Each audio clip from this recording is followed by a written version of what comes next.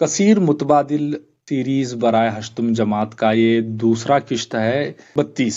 दर्ज झील को जोड़ें और सही मुतबादिल का इंतखाब करें। तो इसमें सबसे पहले यहाँ पर आपके दाएं जानिब 1 2 3 4 है और ये शाही खानदानों के बानी है। आपके बाएं जानिब हिस्से में से ABCD जो है ये शाही खानदान है। तो पहला पेशाभूति बादामी चालुक्य खानदान का बानी, दूसरा है सिमुखा कदम्बा खानदान का बानी, तीसरा है मयूर शर्मा शातवाहना खानदान का बानी, चौथा राजा जयसिम्हा वर्धन खानदान का बानी। तो हमें इसको जोड़ लेना है। पहला जो है पेशाभूति वो आखिर का यानी डी का वर्धन खानदान का बानी है, सिमुखा शातवाहन खानदान का बानी है, मयूर वर्मा कदम्बा खानदान का बानी है, राजा जयसिम्हा बादामी चालुक्य खानदान का बानी है।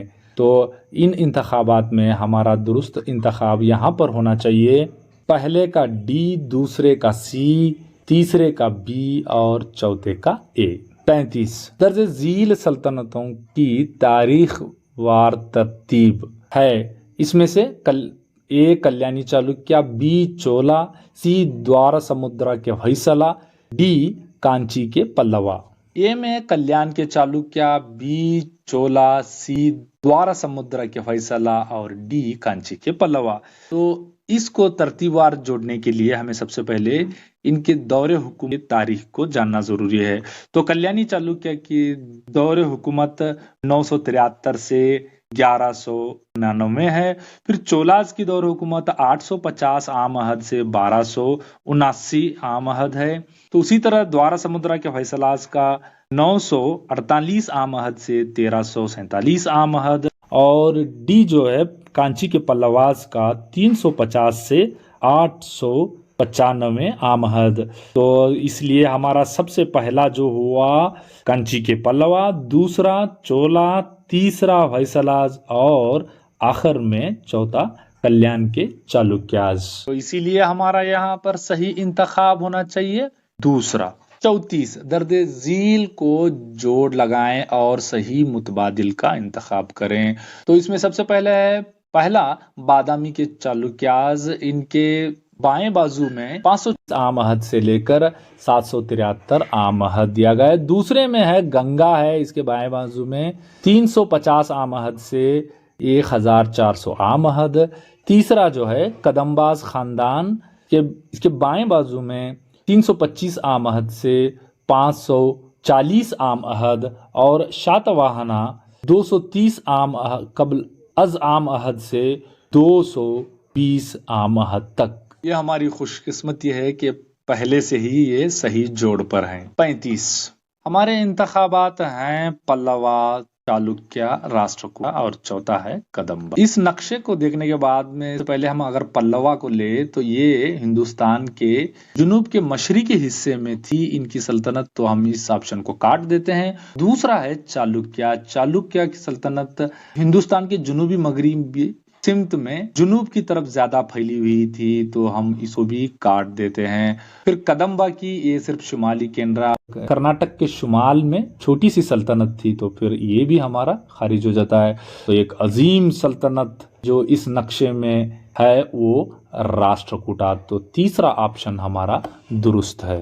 अब है 36 इस शख्सियत की शनाख्त करें। तो हमारे इंतखाबात हैं पहला शंकराचार्य, दूसरा ऑप्शन है रामानुजाचार्य, तीसरा है बसवेश्वरा, चौथा ऑप्शन है मध्वाचार्य। तो हमारी हश्तुम जमात की किताब में शंकराचार्य और मध्वाचार्य की तस्वीर सिरे से नहीं है, तो हो सकता है ये दूसरा और तीसरे ऑप्शन में है। मगर बसवेश्वरा इनको हमेशा ही शाही लिबास और विजारत के ताज के साथ दिखाया गया है, तो हमारा दुरुस्त ऑप्शन होना चाहिए यहाँ पर इस अदनंगा शख्सियत श्री रामानुजाचार्य। 37 कर्नाटक में कायम होने वाला पहला कन्नड़ा शाही खानदान।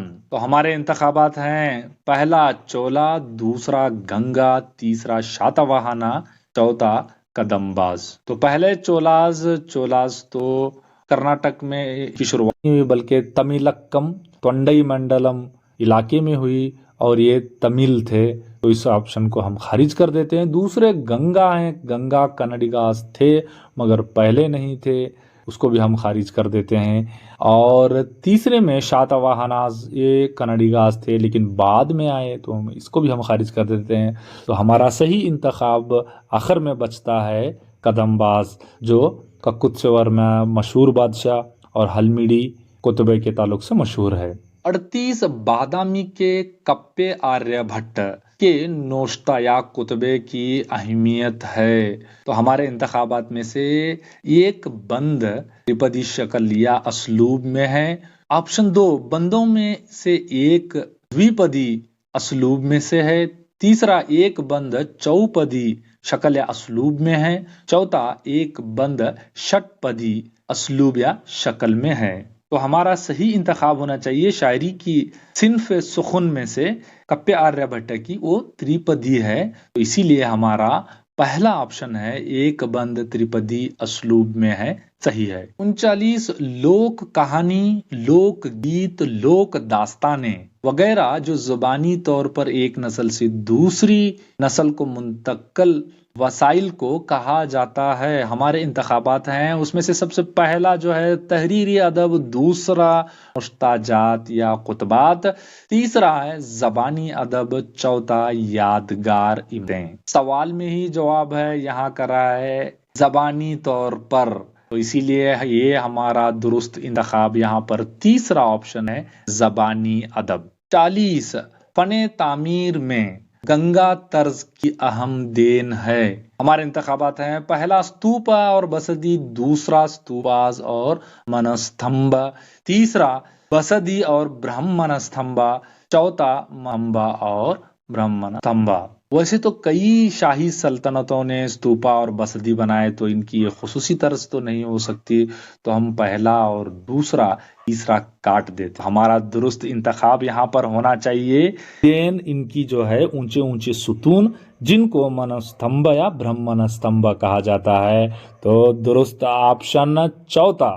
41 दर्जे झील की सही जोड़ है। तो हमारे सीधे जानिब में फने तामीर और मुसव्वरी के लिए देन है, तो वो हमारे बाएं जानिब शाही खानदान है, तो हमें इसका सही जोड़ लगाना है। जो पहला है अजंता और अमरावती की पेंटिंग, दूसरा बनवासी का मंदिर, तीसरा बादामी अहवले पट्टदकल्लू के मनादिर, चौथा एल्लोरा और एलिया के गार के मनादिर। तो मुखालिफ सिमत में से कदम्बा, शातवाहना, राष्ट्रकूटा और चालू है, तो हमें इसका सही जोड़ लगाना है। सबसे पहला जो है अजंता और अमरावती की पेंटिंग। अमरावती का नाम आते ही हमें समझ लेना चाहिए कि ये शातवाहना के शाही खानदान की देन है। दूसरा बनवासी का चन्न केशवा मंदिर के ताल्लुक से हमें याद है बनवासी कदम्बास की राजधानी भी थी, तो उसके साथ हमें जोड़ देते हैं। तीसरा बादामी के गार मंदिर, अहवले और पट्टदकल्लू के आलमी विरसे के मनादिर के ताल्लुक से हमें पता है कि ये बादामी चालुक्यों की देन है। और आखिर में एल्लोरा और एलिफेंटा के गार मंदिर राष्ट्रकूटाओं की देन है। 42 इस नक्शे में दिखाए गए सही तरीके से दर्ज मकामात। हमारे इंतखाबात में से पहला जो है ए मुंबई, बी पौंडीचेरी, सी कोलकाता। दूसरे इंतखाब में से ए पौंडीचेरी, बी मुंबई, सी कोलकाता। तीसरे इंतखाब से ए कोलकाता, बी पौंडीचेरी, सी मुंबई।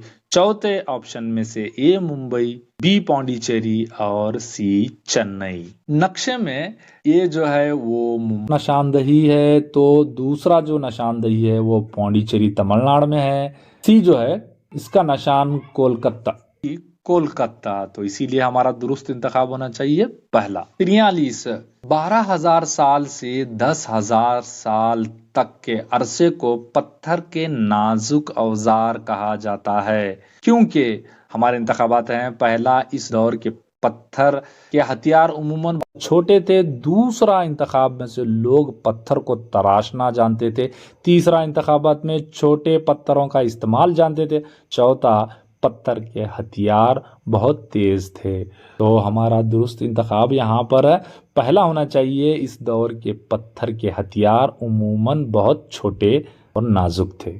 44 दर्जे झील के सही मुमासिल है। तो हमारे इंतखाबात यहाँ पर हैं। पहला है क्षेत्रस्यापति, दूसरा है देवी, तीसरा वास्तुपति, चौथा उदगात्री। तो इसमें मुखालिफ सिमत में ए है गुलूकार, बी है मामूली घरेलू देवता, सी हल का देवता, डी जो है ज़रात का देवता या खुदा। तो यहाँ पर हमारा जो दुरुस्त इंतखाब कुछ इस तरह से होना चाहिए। उदोगात्री जो है वो गुलूकार है, मंत्र पठन करने वाला। दूसरा जो है देवी सुता, ये हल का खुदा है। वास्तुष्यपति मामूली घरेलू देवता है। और आखिर में क्षेत्रस्यापति ज़रात का देवता।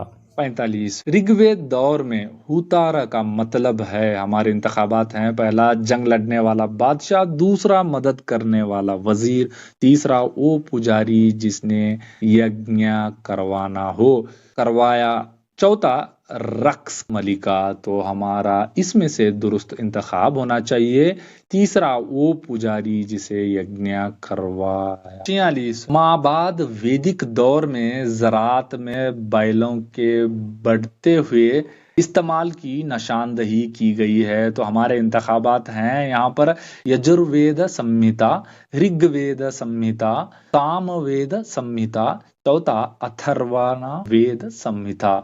तो हमारा दुरुस्त इंतखाब यहाँ पर होना चाहिए यजुर्वेद संहिता। 47 ह्वांग हो नदी को चीन के आंसू या दुख कहा जाता है, क्यों? हमारे इंतखाबात हैं। पहला, ये दरिया अक्सर सूख जाता है। दूसरा, इसकी वजह से अक्सर सैलाब आते हैं। तीसरा, ये अक्सर आलूदा हो जाता है। चौथा, जानवर इससे गर के आब हो जाते हैं। तो हमारा यहाँ पर दुरुस्त इंतखाब दूसरा होना चाहिए, इसके सैलाब की वजह से जानी नुकसान होता था। 48 किन शी वांग टी ने शुमाली हमला आवरों के हमलों से बचने के लिए ये अहम कदम उठाया।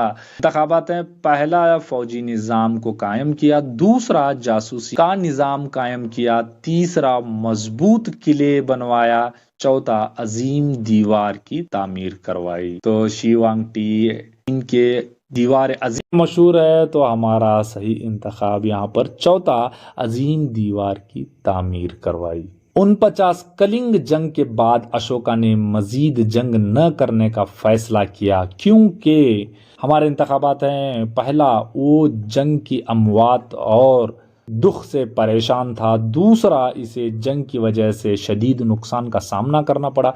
तीसरा, इसे जंग के दौरान इसके सिपाहियों ने धोखा दिया था। चौथा, इस जंग में उसे शिकस्त हुई। तो इसका सही इंतखाब आपको पता है कि पहला, वो जंग के अमवात और दुख से परेशान था, इसीलिए उसने दिग्विजय से धम्म विजया को अपनाया, बुद्ध धर्म को अपनाया। सही इंतखाब पहला।